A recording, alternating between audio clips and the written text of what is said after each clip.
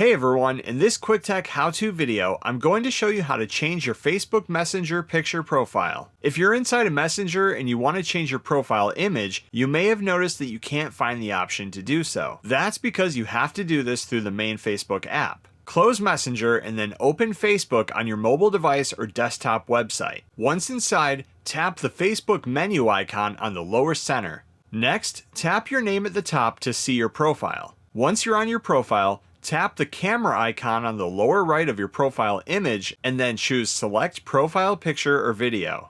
If this is your first time, you may be asked to allow Facebook to access your camera roll. Go ahead and hit Allow. After that, you'll see a bunch of different places that you can choose your new picture profile to come from. Choose the image that you want to use, and then on the next page, make any edits that you want to make. If you want to make a Facebook post that you've changed your profile picture, leave the box at the bottom checked. If you don't want everyone to know that you've changed your picture, uncheck the box. When you're ready, tap Save at the top right. You will then see that your picture is changed here, and if we close Facebook and reopen Messenger, we now see that the new picture profile is in here also.